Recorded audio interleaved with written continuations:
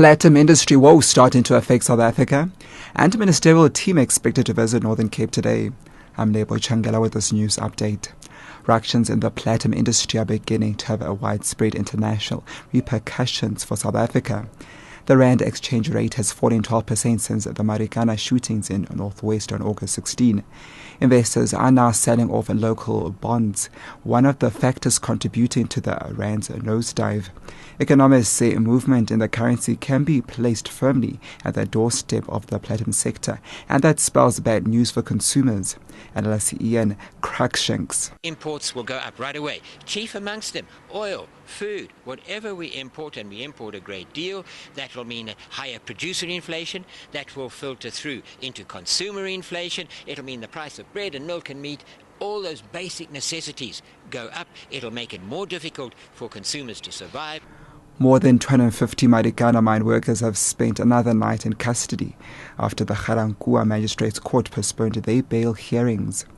Arguments for and against the release on bail of the miners will be held when the matter resumes before Magistrate Iso Budigelo today.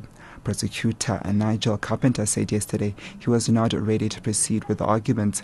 The legal team representing the miners told the court that some of them, who had been in custody since August 16, had not had access to medication for tuberculosis and HIV. The state has called a witness to support why it should be granted another postponement. Pumzile Mlangeni reports. The accused mine workers spent half of the day locked inside police trucks without food or water. State witness Brigadier Jacobus van Zyl unfolded the events of August 16, where 34 people were left dead. Defense objected to van Zyl's evidence, saying it had no bearing to the application for postponement, but the magistrate allowed the brigadier to continue furnishing his evidence. The state indicated that some of the accused will be charged with murder. Pumzile Mlangeni, SABC News, Ga-Rankuwa.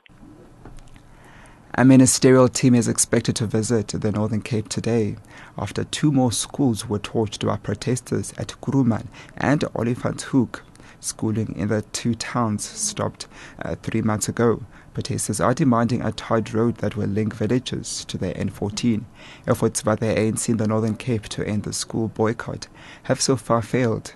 Northern Cape ANC spokesperson Gil Parker. Government is explaining to them our plans to construct roads, and once we have managed to isolate the issues, we believe that we'll be able to stabilize the communities. And Nelson Mandela Bay Mayor Zanokolo Waila has distanced himself from violent evictions after families believed to be supporting ANC regional chairperson Nkeba Faku were forced to leave Motherwell in Port Elizabeth. It's alleged that they were attacked by a group supporting Waile. At least 3 people have been hospitalized after their shacks were burned to the ground. Waile says service delivery is being addressed. I don't own any people. All what I know that in terms of the law, I've been given a responsibility to lead about 1.1 million people of the metro from different racial backgrounds, from different political beliefs, from also different religious beliefs. So I don't have people on my own for a particular sinister agenda. Therefore, I continue to condemn any act and abuse of my name in the public discourse where there are conflicts between the different groupings.